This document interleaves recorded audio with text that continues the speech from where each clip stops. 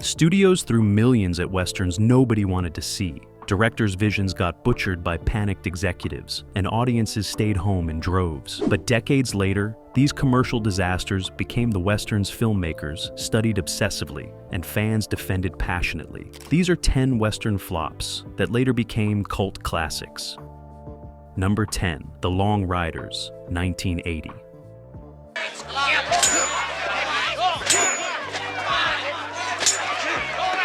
Walter Hill directed this revisionist take on the James Younger gang, and it bombed so badly that United Artists barely recouped half its budget. The Long Riders made only $15 million on a $10 million investment, which doesn't sound catastrophic until you factor in marketing costs and theater splits. But what really culled the film commercially was its timing and its refusal to simplify history into easily digestible heroics. Hill cast real-life brothers to play outlaw brothers, the Keaches, Carradines, Guests, and Quaids, which gave the film authenticity but confused audiences who couldn't tell the characters apart. The film follows the James Younger gang through their final years, showing them not as romantic outlaws, but as violent criminals whose luck was running out. Hill shoots the action with his characteristic style, using slow motion and blood squibs liberally, but he never glamorizes the violence. When people get shot, they scream and bleed. The Northfield raid, which should be the climactic action sequence, plays as a complete disaster where the gang gets torn apart by armed citizens. It's chaos, not heroism. What made The Long Riders ahead of its time was Hill's commitment to showing the gang as a dysfunctional family. The brothers argue constantly. Jealousies and resentments bubble up. When pressure increases, they turn on each other. This psychological realism was too much for audiences expecting a traditional Western about noble outlaws fighting corrupt railroads. The film also featured one of Ry Cooder's best scores, using period instruments to create an authentic sound that felt both historical and modern. Critics were divided on release. Some praised Hill's stylish direction and the brothers' casting gimmick. Others found it too violent and too downbeat. Roger Ebert gave it 2.5 stars, acknowledging the craft but questioning whether anyone wanted another Jesse James movie. The audience clearly didn't. The film disappeared quickly from theaters and seemed destined for obscurity. But something strange happened in the years after. Filmmakers started citing The Long Riders as an influence. The brother casting was recognized as brilliant rather than gimmicky. The violence that seemed excessive in 1980 looked restrained compared to what came later. The film found a second life on home video and cable, where viewers could appreciate Hill's craftsmanship without the baggage of theatrical expectations. Today, it's considered one of the best westerns of the 80s, a decade that produced very few good westerns. Thus, cult grew slowly but steadily, built on word of mouth from people who discovered it years after its theatrical failure and recognized what audiences had missed. Number 9, Tom Horn, 1980. Nobody's going to jail unless you start some trouble. I see.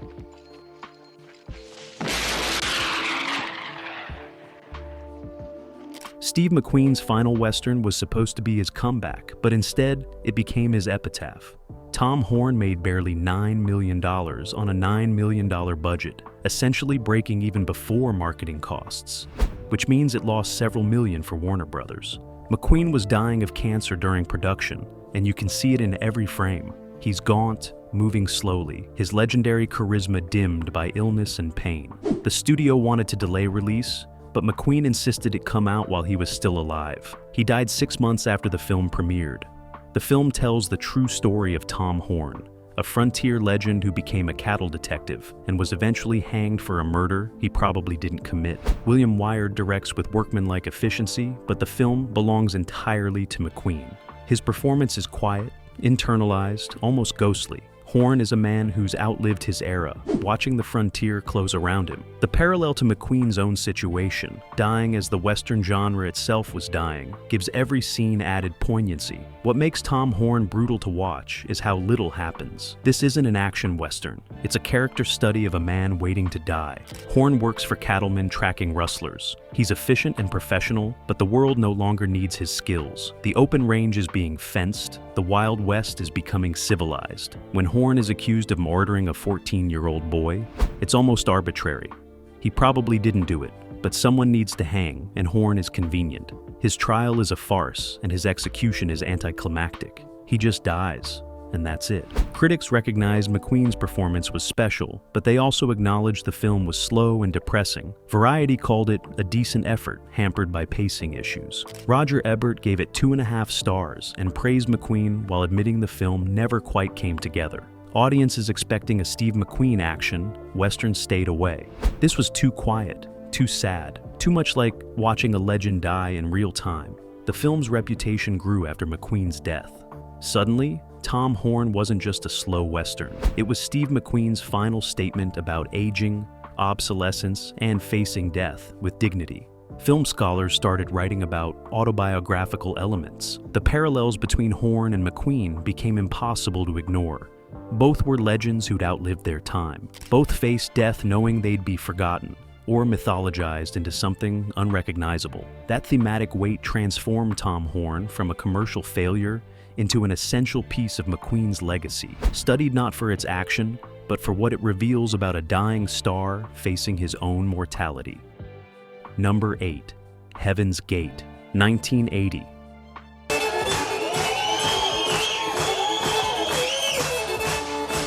Michael Cimino destroyed United Artists with this film, and for decades, Heaven's Gate was synonymous with directorial excess and studio catastrophe. The budget ballooned from $11 million to $44 million. The shoot ran months over schedule. Cimino demanded over 50 takes for simple scenes and moved entire buildings because they weren't positioned correctly. When the film premiered at 3 hours and 39 minutes, critics destroyed it. Vincent Canby called it an unqualified disaster. The studio pulled it, cut it to 2 hours and 29 minutes, and re-released it. That version flopped even harder, making only $3.5 million. The film tells the story of the Johnson County War, where wealthy cattle barons hired mercenaries to kill immigrant settlers they accused of rustling. It's an explicitly political Western about class warfare, showing American capitalism as violent and exploitative. Chris Christopherson plays a Harvard-educated marshal, caught between the immigrants he sympathizes with and the wealthy men he's supposed to serve. Christopher Walken plays an enforcer who's lost any moral compass. Isabel Huppert plays a prostitute caught between both men. The love triangle feels secondary to Cimino's real interest, which is showing how America was built on organized violence against the poor. What collated Heaven's Gate commercially wasn't just the budget or length.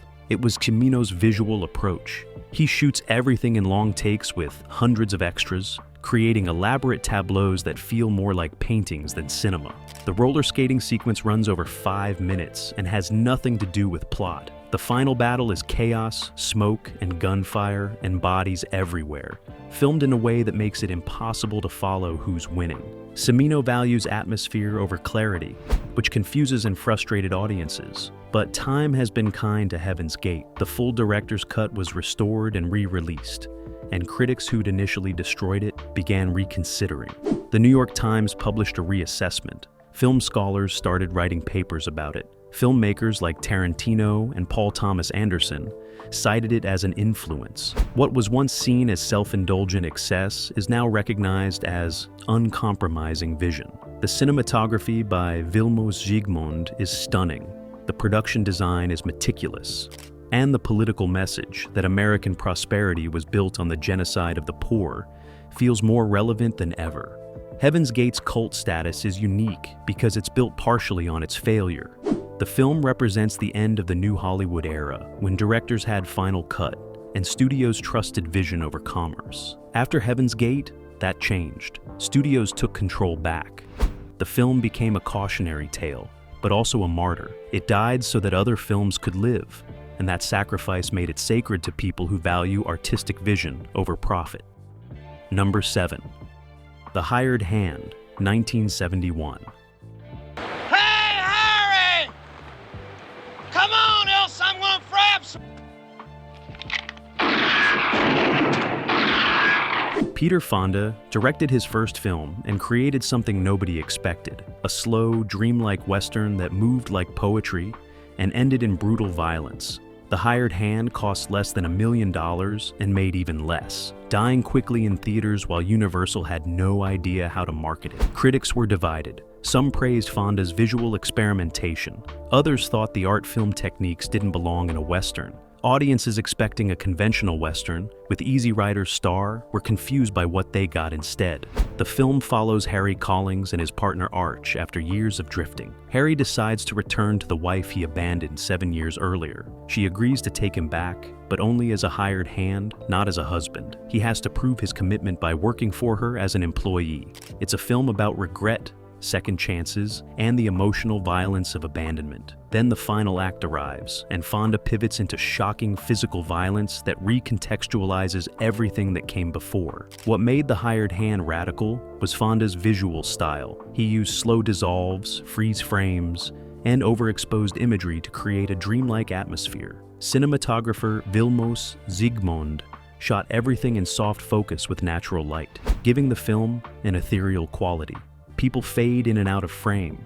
Time feels elastic. The effect is disorienting and beautiful, completely unlike any other Western being made in 1971. Fonda was clearly influenced by European art cinema, and he wasn't afraid to alienate American audiences by making a Western that required patience and attention. The film also dealt with relationships in ways Westerns typically avoided. The power dynamic between Harry and his wife Hannah, played by Verna Bloom, is complex and uncomfortable. She holds all the power and makes him grovel for forgiveness. He accepts humiliation because he knows he deserves it. Their reconciliation is tentative and fragile, not the romantic reunion audiences expected. Warren Oates plays Arch, Harry's partner, and there are implications of deeper feelings between the two men that the film never makes explicit but doesn't deny. The ending shocked audiences. When Arch is captured by outlaws, Harry goes to rescue him, knowing it's suicide. The rescue becomes a massacre. Harry is shot multiple times and dies slowly while Arch escapes. The film ends with Hannah learning Harry is dead, and there's no consolation. He died for nothing, trying to save a friend who probably wasn't worth dying for. That nihilism was too much for audiences expecting traditional Western heroics. The Hired Hand found its cult through repertory screenings and home video. Film students discovered it and recognized Fonda's visual sophistication. Critics reassessed it, with many now calling it one of the best Westerns of the 70s. Fonda's career as a director never recovered from the commercial failure, but his first film has endured as proof of what Westerns could be if freed from genre conventions. Number 6. Pat Garrett and Billy the Kid, 1973. You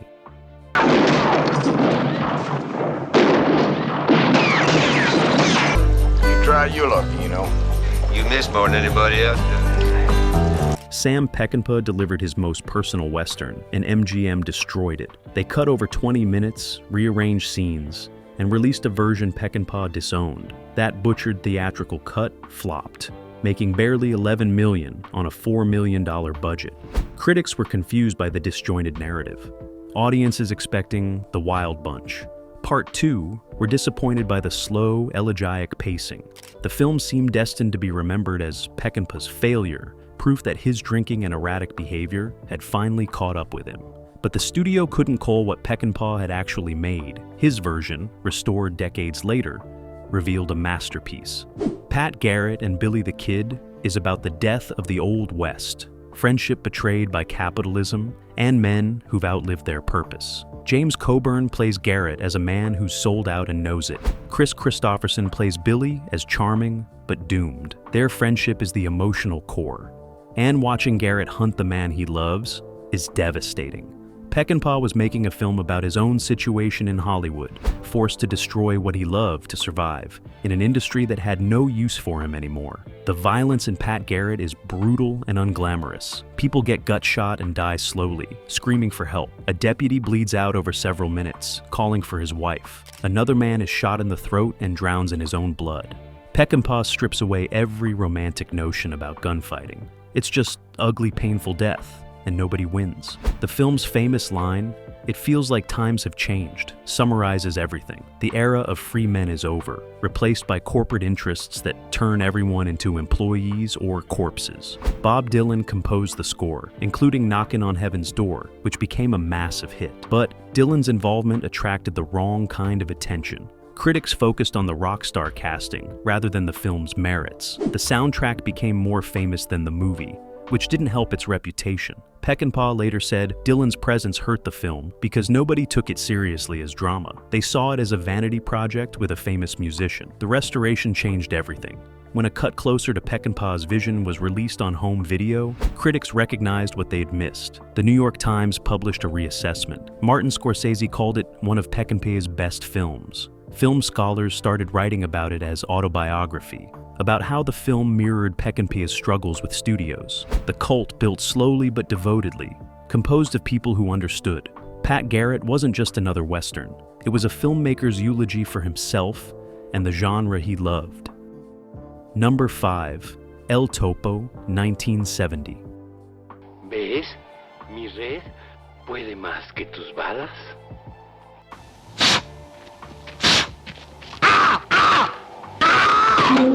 Alejandro Jodorowsky made a surrealist western about a gunfighter seeking enlightenment. And it's one of the strangest films ever made in any genre. El Topo bombed in conventional release. But then something unexpected happened. It became the first midnight movie, playing at the Elgin Theater in New York for months, building a devoted cult of viewers who'd seen it dozens of times. John Lennon saw it and loved it so much, he convinced Alan Klein to buy distribution rights. That's how a Chilean surrealist western, with no commercial appeal, became a cultural phenomenon. The film defies easy summary. El Topo, played by Jodorowsky himself, is a gunfighter in black leather who rides through the desert with his naked son. He defeats 4 master gunslingers, each representing a different philosophical approach to violence. Then he's betrayed by a woman and left for dead. He's found by a colony of disabled people living in a cave and spends years helping them tunnel to freedom. The film is full of surreal imagery, religious symbolism, graphic violence, and sexual content that would get an NC-17 rating today. Nothing makes conventional sense, and that's the point. What made El Topo impossible to release conventionally was how it mixed extreme violence with spiritual seeking. People are shot, tortured, and mutilated in graphic detail. But Jodorowsky frames this violence within a quest for enlightenment, suggesting you have to destroy the ego through suffering to achieve transcendence. The film draws from Buddhism, Christianity, Kabbalah, and Zen, creating a syncretic spiritual framework that's both profound and completely insane. Critics had no idea how to review it. Was it genius or pretentious garbage? The answer depended entirely on whether you were willing to meet Jodorowsky on his terms. The midnight movie phenomenon saved El Topo. At midnight screenings, audiences weren't looking for conventional narratives. They wanted mind-expanding experiences, and El Topo delivered that. People came high, came repeatedly, debated the symbolism endlessly. It became an event, something you had to experience rather than just watch. The film's cult status grew organically through word of mouth, fueled by rumors about its content and the difficulty of seeing it. For decades, El Topo was nearly impossible to see legally. Jodorowsky fell out with Alan Klein, and the film disappeared from circulation. You could only see it in grainy bootlegs traded among fans. That scarcity increased its cult status. It became forbidden fruit, a legendary film most people had only heard about. When it was finally restored and re-released in 2007, a new generation discovered what the midnight movie crowds had known. El Topo wasn't just a weird Western. It was a genuine attempt to use cinema as a vehicle for spiritual transformation, and its commercial failure was irrelevant to its artistic success. Number 4. The Shooting, 1966.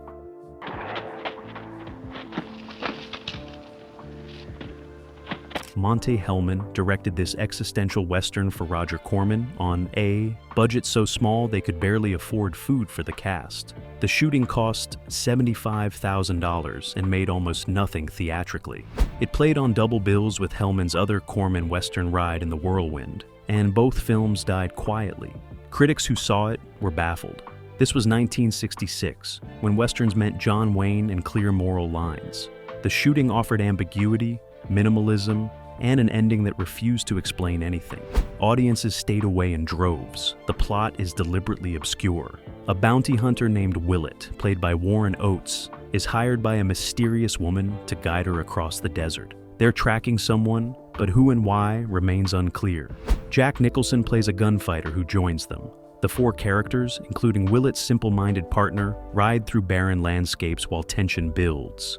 Someone is hunting them, while they're hunting someone else. The woman knows more than she's saying. Nothing is explained clearly, and the ending is a gunshot in fog that could mean anything. What made The Shooting impossible to market was Hellman's refusal to provide conventional satisfactions. There are no heroics, no romance, no clear resolution. The film is about pursuit and paranoia, filmed in stark desert locations with minimal dialogue. Cinematographer Gregory Sandor shot everything in the harsh sunlight that bleaches the landscape white. The effect is disorienting and claustrophobic despite the open spaces. You feel the heat, the exhaustion, the mounting dread, but you never understand what's actually happening or why.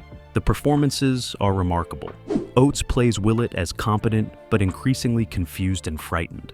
Millie Perkins plays the woman as cold and determined, clearly driven by revenge but never explaining herself. Nicholson, years before Easy Rider made him famous, plays the gunfighter as cocky and dangerous. The dynamic between the three is tense and strange, with sexual undercurrents that never become explicit. There are three people trapped in a situation none of them fully understand, and that existential confusion is the point. The film barely existed for decades. Corman gave it minimal distribution and it disappeared. You couldn't rent it, couldn't buy it. It was a footnote in Hellman's career and an early credit for Nicholson. But European critics, particularly in France, recognized what American audiences had missed. Cahiers du Cinéma praised it as an existential masterpiece. Film scholars started writing about it alongside European art films rather than Westerns. The comparison to Antonioni and Beckett wasn't hyperbolic. Hellman was doing with Westerns what those directors did with drama, stripping away narrative conventions to expose existential emptiness. The restoration and re-release on Criterion Collection introduced the shooting to new audiences. Suddenly, people could see what the French critics had been praising for decades. The film's minimalism, once seen as budget limitations, was now recognized as aesthetic choice. The ambiguity wasn't confusion, but deliberate rejection of Western conventions. The shooting became essential viewing for anyone interested in how Westerns evolve beyond cowboys and Indians. Its cult is small but devoted, composed of people who appreciate films that refuse to explain themselves and trust audiences to grapple with mystery and meaning on their own terms. Number 3. Johnny Guitar, 1954. Johnny Guitar. Are you satisfied they're not here? No!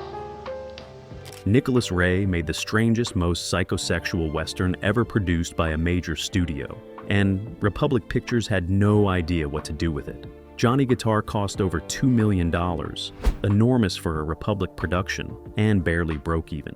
Critics were hostile. The New York Times dismissed it as a synthetic Western. Joan Crawford and Mercedes McCambridge, the two female leads, hated each other so intensely that their fight scenes required minimal acting. The film seemed destined for obscurity, another expensive mistake from a troubled director. But Johnny Guitar is extraordinary precisely because it's so strange. Crawford plays Vienna, a saloon owner fighting to keep her business despite opposition from the town. McCambridge plays Emma, the sexually repressed woman leading the crusade against Vienna. The conflict is ostensibly about Vienna's saloon attracting outlaws, but it's really about Emma's jealousy and barely suppressed desire for the dancing kid, the outlaw Vienna protects. Sterling Hayden plays Johnny Guitar, Vienna's former lover who returns to help her. But he's secondary to the real drama, which is between two women fighting for power and autonomy. What made Johnny Guitar radical was how Ray filmed it as a woman's Western. The men are weak or ineffectual. The real conflict is between Vienna and Emma, two strong-willed women who refuse to back down. Vienna wears pants and runs her business like a man. Emma uses her sexual repression and social position to destroy anyone who threatens her worldview. Their final confrontation is a gunfight between two women, something Westerns simply didn't do in 1954. Ray shoots it with lurid colors, reds and yellows that feel expressionistic rather than realistic. Everything is heightened and melodramatic, more Tennessee Williams than John Ford.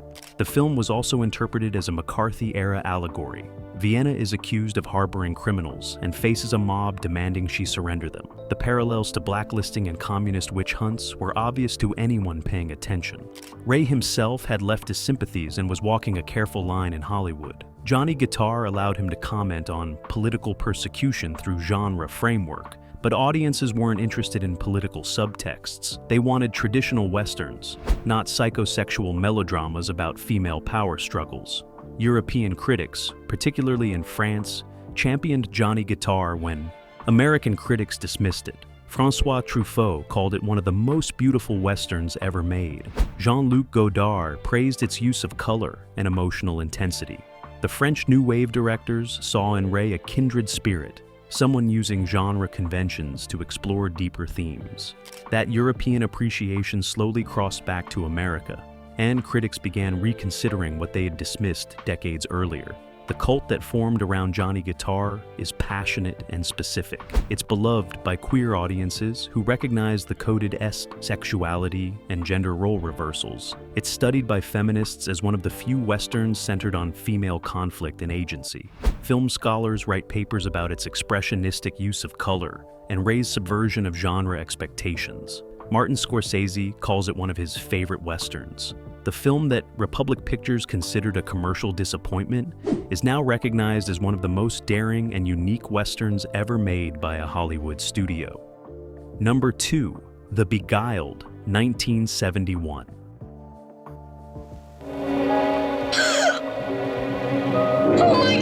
We're gonna feel awfully proud turning one over to them. Clint Eastwood made a Southern Gothic nightmare that destroyed his box office invincibility, and Universal had no idea what went wrong. The Beguiled cost $1 million and made just over $1 million domestically, essentially breaking even before marketing costs. This was Eastwood's first real flop, and it traumatized him. He'd been the biggest star in westerns, and suddenly audiences rejected him. The problem was simple. They wanted Dirty Harry, or the man with no name. They didn't want Eastwood as a manipulative soldier who gets his leg amputated and thrown down the stairs by vengeful women. Don Siegel directed this adaptation of Thomas Cullinan's novel about a wounded Union soldier who takes refuge in a Southern girls' school during the Civil War. Eastwood plays Corporal John McBurney, who seems charming at first, but gradually reveals himself as a liar and manipulator. He plays the women against each other, seducing some, making promises to others. When they discover his lies, they take brutal revenge. Geraldine Page plays the head mistress. Elizabeth Hartman plays a teacher. Joanne Harris plays a student. They're all excellent, creating a hothouse atmosphere of sexual tension and repressed violence. What made The Beguiled radical was how it inverted Eastwood's screen persona. His characters were usually stoic, honorable men of few words. McBurney is garrulous, dishonest, and weak. He cries and begs when they amputate his leg. He throws tantrums when his manipulation fails. The women are the strong ones, making cold-blooded decisions about his fate.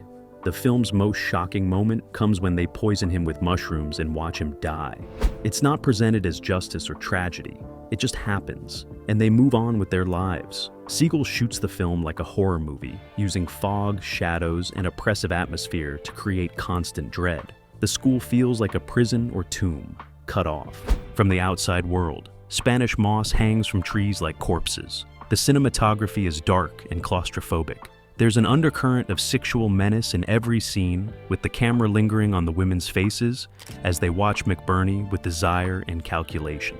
The overall effect is deeply unsettling, more akin to gothic horror than Western or war film. The film's rehabilitation took decades. When Sofia Coppola remade it in 2017, critics went back to Siegel's version and discovered what they had missed. This wasn't a failed Western. It was a subversive feminist revenge film disguised as a period drama. The women weren't victims. They were predators who outmaneuvered and destroyed a man who thought he could control them. That reading transformed The Beguiled from a commercial failure into a proto-feminist classic, studied alongside films like Fatal Attraction and Misery as examples of female revenge narratives. The cult that formed is devoted, recognizing the film as one of the most daring risks Eastwood ever took, even if audiences punished him for it. Number 1, McCabe and Mrs. Miller, 1971. Joe McCabe? Mrs. Miller, I'm from Fairport to see. Robert Altman created the most radically anti-romantic Western ever made by a major studio, and Warner Brothers had no idea how to sell it. McCabe and Mrs. Miller cost $3.5 million and made barely $9 million, losing money after marketing costs. This was supposed to be Altman's follow-up to MASH, which had been a massive hit. Instead, he made a film so deliberately anti-commercial, so committed to deglamorizing the Western, that audiences rejected it completely. Critics were divided. Pauline Kael loved it and called it a masterpiece. Roger Ebert gave it a mixed review, But none of that mattered, because nobody saw it. The film follows a small-time gambler named McCabe, who establishes a brothel and bathhouse in a Pacific Northwest mining town. Julie Christie plays Mrs. Miller, an opium-addicted businesswoman who partners with him. The film rejects every Western convention. There are no heroic gunfights, no noble sacrifices, just people trying to make money in a harsh environment while larger corporate forces move in to destroy them. McCabe isn't a gunfighter or a hero. He's a mediocre gambler who talks big but doesn't really know what he's doing. When mining company representatives offer to buy his business and he refuses, they send colders. The ending features McCabe dying alone in a snowstorm while the town fights a fire, nobody noticing or caring about his death. What made McCabe and Mrs. Miller impossible to market was Altman's visual and sonic approach. He shot through fog filters to make everything look like faded photographs. The color palette is browns, grays, and muddy greens. Nothing is clean or beautiful. The overlapping dialogue means you can't hear everything, forcing you to lean in and pay attention. Leonard Cohen's melancholic songs replaced traditional orchestral scores. Every choice was designed to create a documentary feel, making the frontier look and sound like it actually was, rather than how Westerns traditionally presented it. Warner Brothers barely promoted the film. They knew they had something strange that wouldn't play in most markets. It died quickly in theaters and seemed destined for obscurity, but something remarkable happened over the next decade. Film students discovered it, critics reassessed it, filmmakers cited it as an influence. By the 80s, McCabe and Mrs. Miller was recognized as one of the greatest Westerns ever made, a film so far ahead of its time that audiences needed years to catch up. The cult that formed is massive and influential. Every revisionist Western since owes something to what Altman accomplished. Deadwood, the HBO series, is essentially McCabe and Mrs. Miller extended over 3 seasons. Paul Thomas Anderson cites it as formative. The Coen brothers studied it before making their own Westerns. It's taught in film schools as the definitive example of how to subvert genre expectations while still creating emotionally resonant drama. The film that Warner Brothers considered a commercial disaster is now recognized as the greatest anti-Western ever made, proof that commercial failure means nothing compared to artistic achievement. These 10 Westerns failed commercially because they challenged audiences, subverted expectations, or simply existed at the wrong time. But failure freed them. Without box office pressure or mainstream success, they could be discovered and championed by people who valued ambition over profit. That's how cult classics are born, from the wreckage of commercial disasters.